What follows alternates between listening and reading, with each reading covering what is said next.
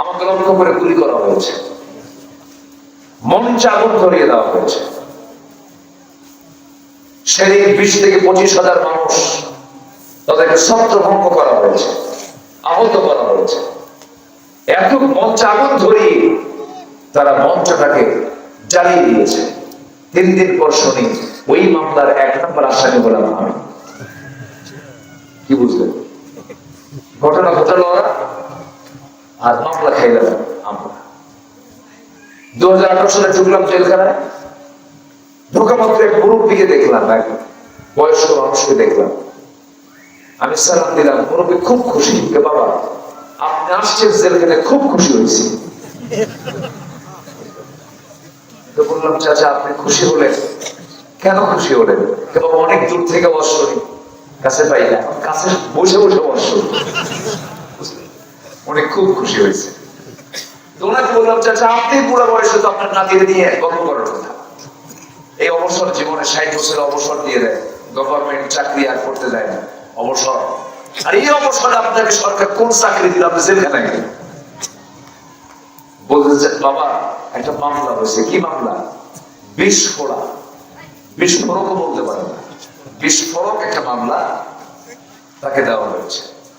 এরপরে বললাম, চাচা আপনি এই মামলা সম্পর্কে কিছু জানেন? উনি বলছে, এই বিস্ফোরক মামলাটা কি, নাকি খায় না কি করে? সে জানেও না যে মামলাটা কি। বয়স হলো 86 থেকে 87 বছর বয়স।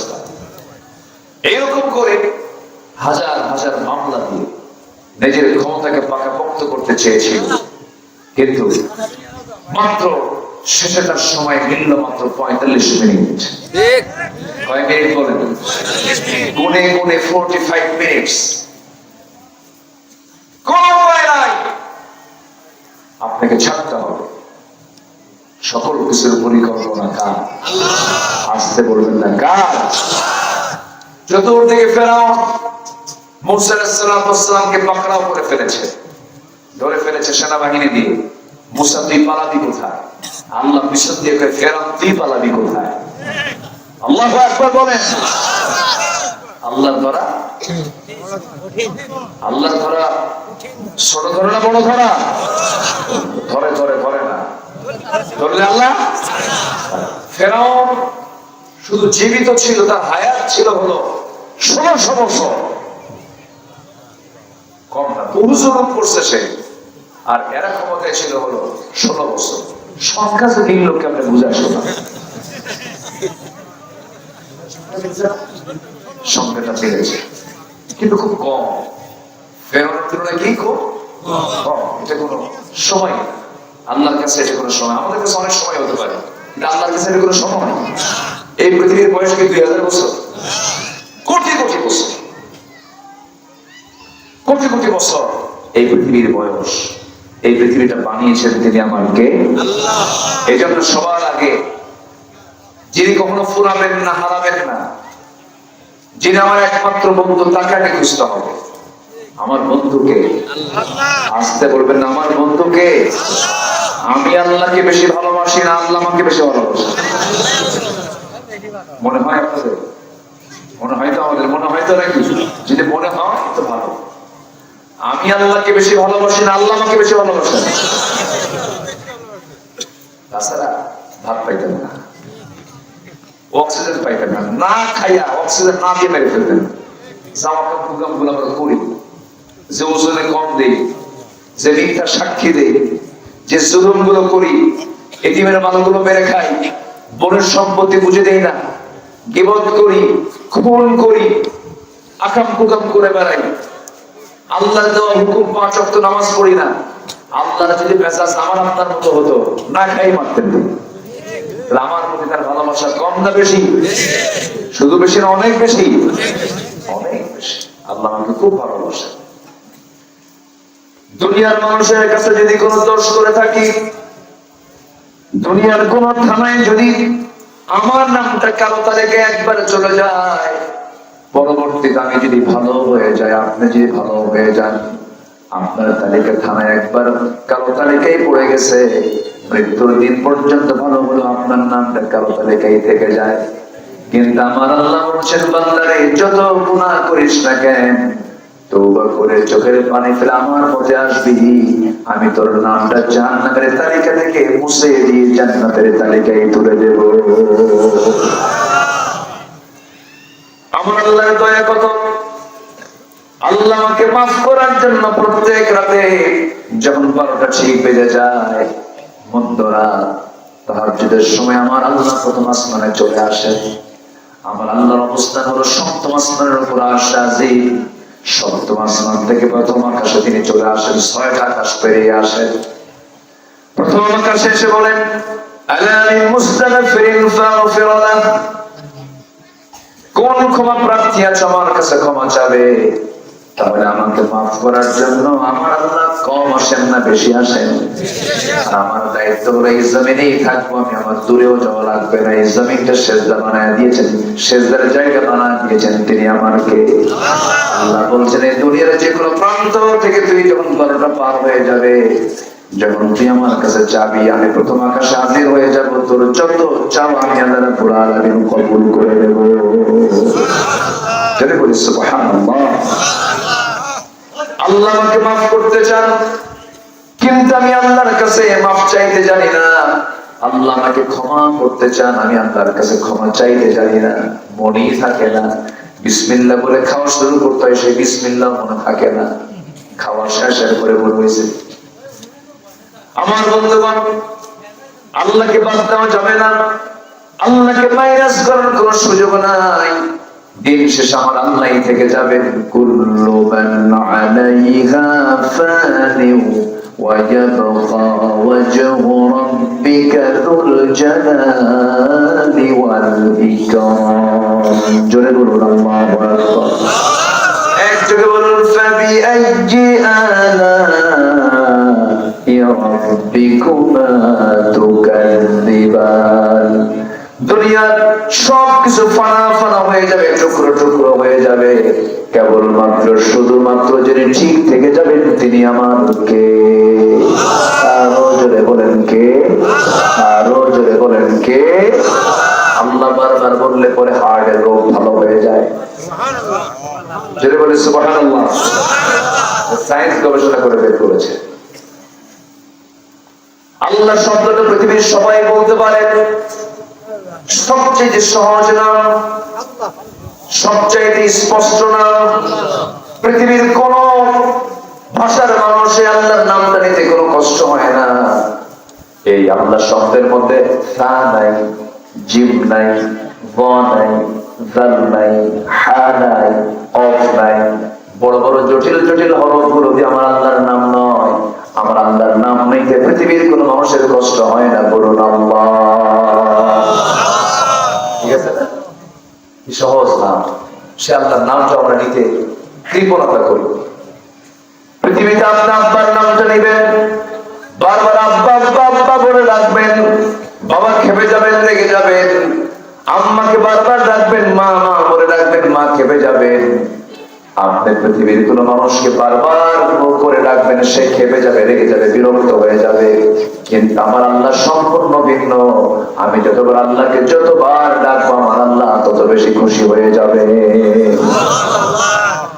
যাকে ডাকার দরকার তাকে ডাকি না, যাকে ডাকার তেমন দরকার নাই আমরা তার পিছনে ছুটে আছি। আমার বন্ধুগণ, জিহ্বাকে আল্লাহ ডাকের জন্য ভিজা রাখতে হবে সর্বক্ষণ। এই জিহ্বা ভিজাতে হবে কার নাম নেওয়ার জন্য? বলেন কার নাম নেওয়ার জন্য?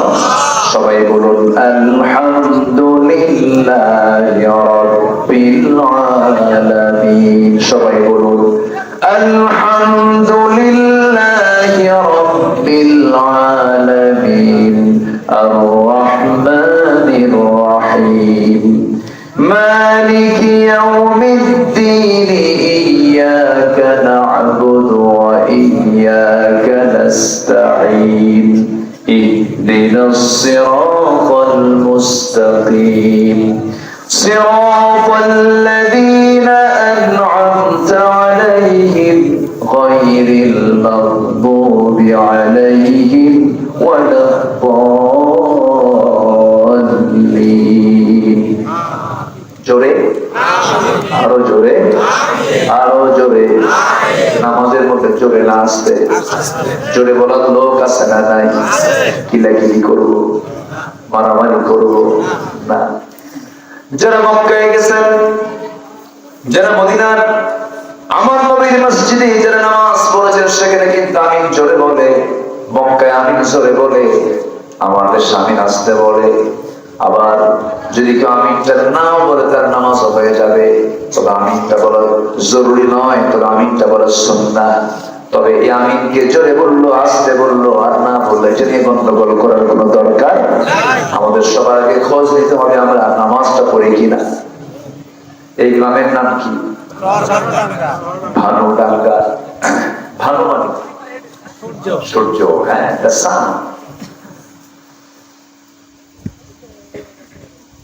কষ্ট হচ্ছে নাকি আপনাদের?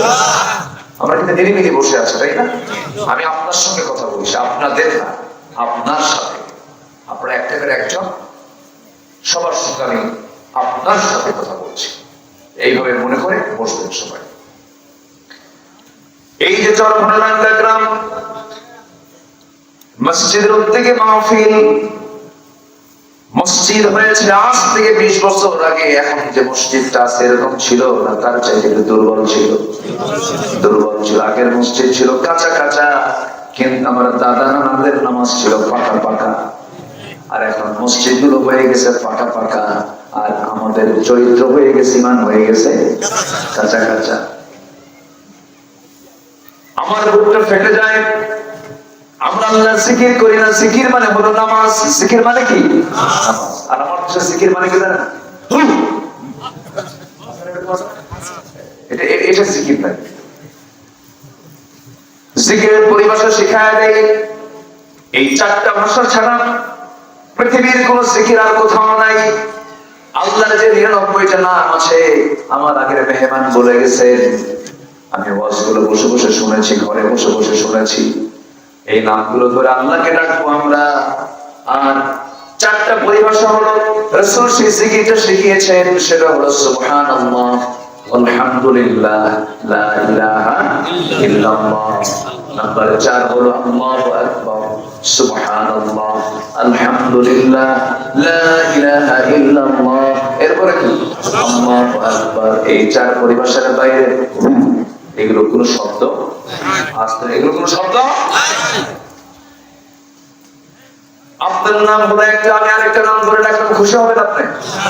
খুশি হবেন না?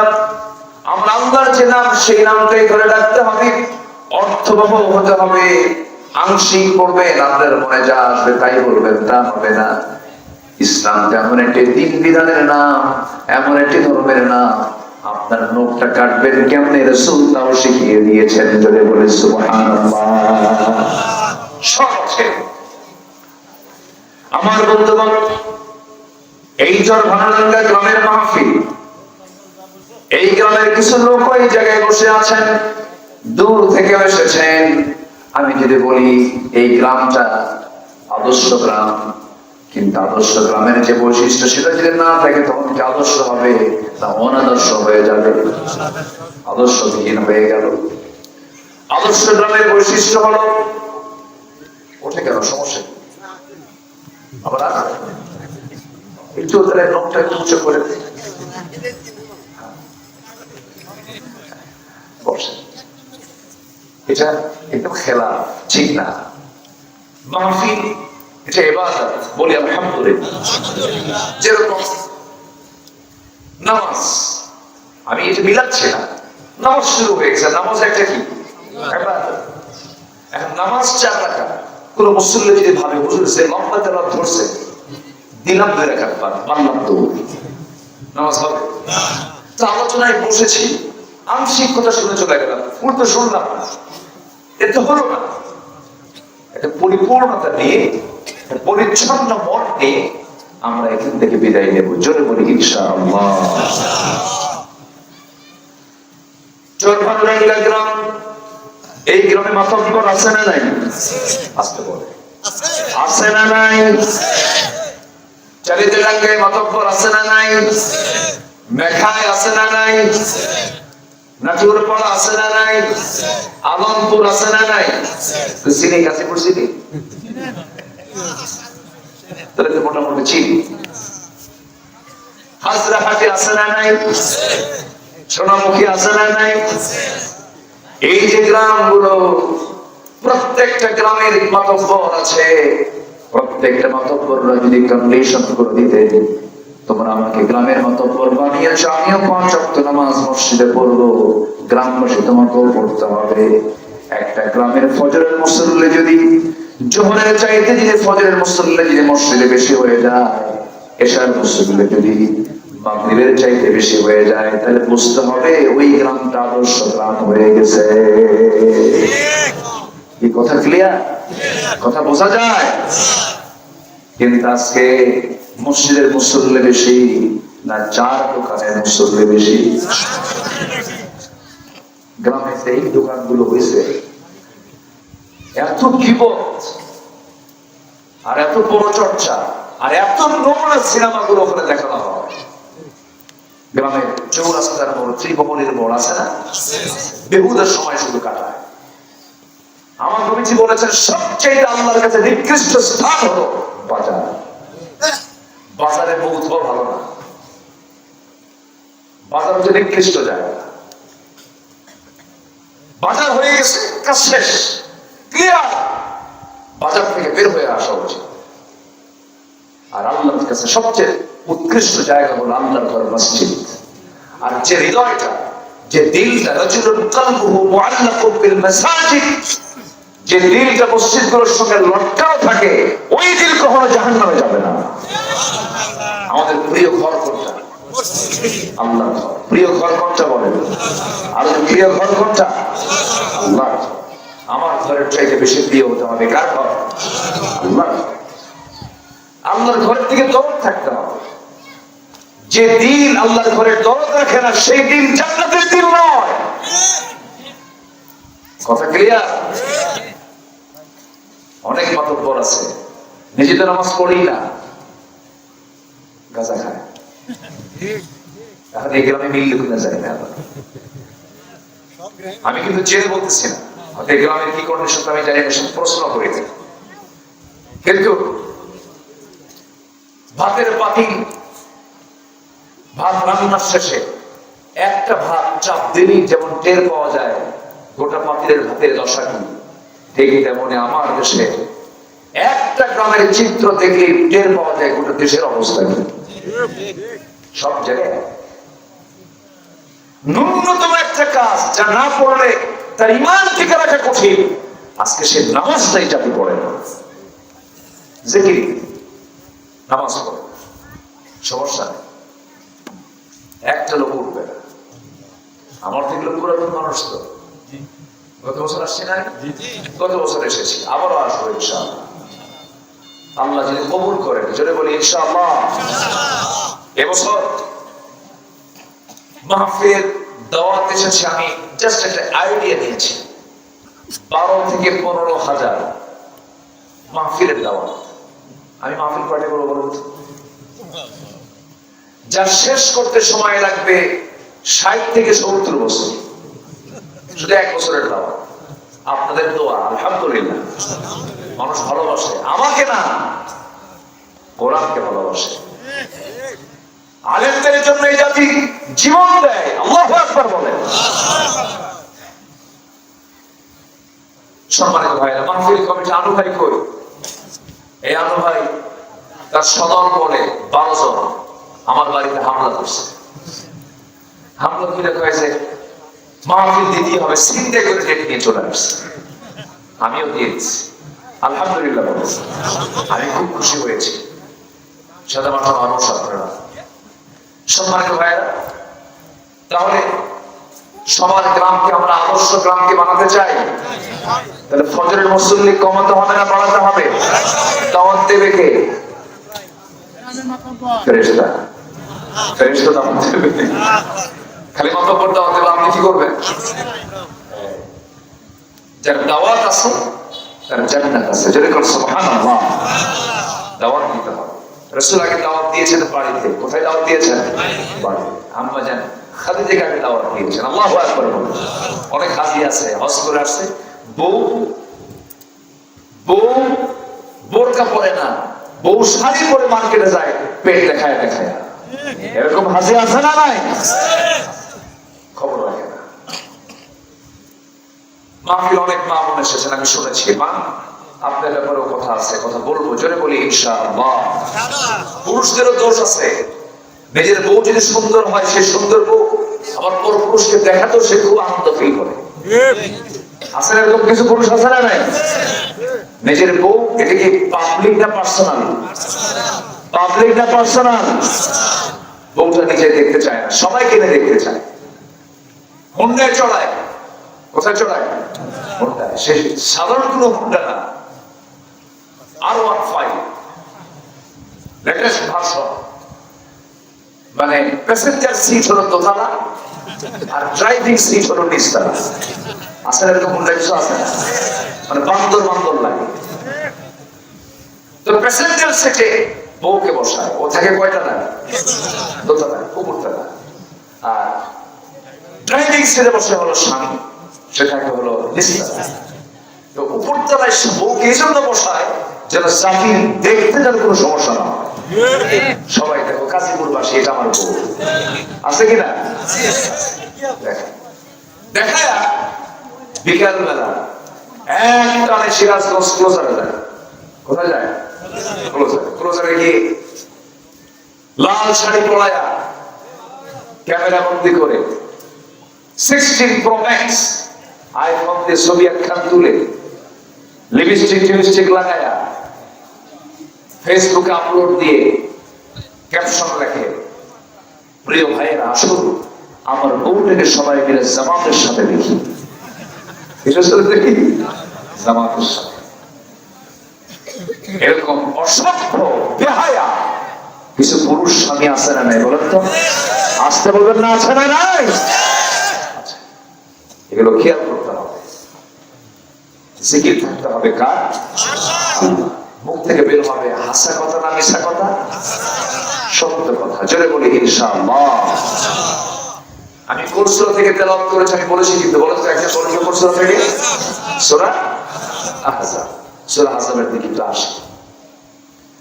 আল্লাহ রাব্বুল আলামিন বলেন, ইয়া আইয়ুহাল্লাযীনা আমানু ইত্তাকুল্লাহা ওয়া কুলু কাওলান সাদীদা يصلح لكم أعمالكم ويغفر لكم ذنوبكم ومن يطع الله ورسوله فقد فاز فوزا عظيما. জোরে বলুন আল্লাহু আকবার। ও ইমানদারেরা, তোমরা আল্লাহকে ভয় করে, এক নাম্বার আল্লাহকে ভয় করে চলো। আল্লাহকে যদি ভয় করো, পৃথিবীর কোনো ভয় তোমাকে ভয় দেখাতে পারবে না। কারণ আল্লাহর ভয় তোমার মধ্যে যদি গেঁথে যায়, পৃথিবীর কোনো ভয় তোমাকে চলাতে পারবে না। হাসতে হাসতে ফাঁসির মঞ্চে চলে যাবে, কিন্তু আল্লাহর পর সে বান্দা ছাড়বে না। এমন বান্দা আমার দেশে আছে না নাই? আসতে বলবেন না, আছে না নাই? রাত্রিবেলা ফাঁসি হবে, বিকেল বেলা কথা চলছে ছেলের সাথে। এই পাবনার মানুষ, এই সিরাজ বৃহত্তর পাবনার মানুষ, এটাও দেশের পাবনা ছিল। রাতের বেলা ফাঁসি দেওয়া হবে। বড় আল্লাহওয়ালা মানুষ, বড় আলেম, বিশ্ব ইসলামী আন্দোলনের বড় একজন নেতা, তিনি রাতের বেলা ফাঁসির অর্ডার হয়ে গেছে। বিকেল বেলা জেল কোর্ট অনুযায়ী আত্মীয় স্বজন তার সঙ্গে দেখা করতে আসছে। এমন সময় তার ছেলেটাও আসছে, ছেলেকে ডাক দিয়ে বলছে, বাজা আমার তো রাত্রে ফাঁসি হবে, জানাজা পড়াবে কে? তুমি আমার জানাজা পড়াইয়া দিবা বাবা। কি ঠান্ডা মাথায় কথাগুলো বলছেন। এরপরে বলছে, আমার যখন ফাঁসি হবে যেন লুঙ্গিটা না পরানো হয়, পায়জামা যেন থেকে যায়, এরকম করে তিনি ওসিয়ত করছেন সন্তানকে। এরপরে বলছেন, বাজা পাবনায় তো আমার লাশ চলে যাবে, তুমি যাবে সাথে, কিন্তু তোমার মা যেন না যায়, তোমার মা যেতে আসতে বড় কষ্ট হয়ে যাবে। আমার বন্ধুগণ,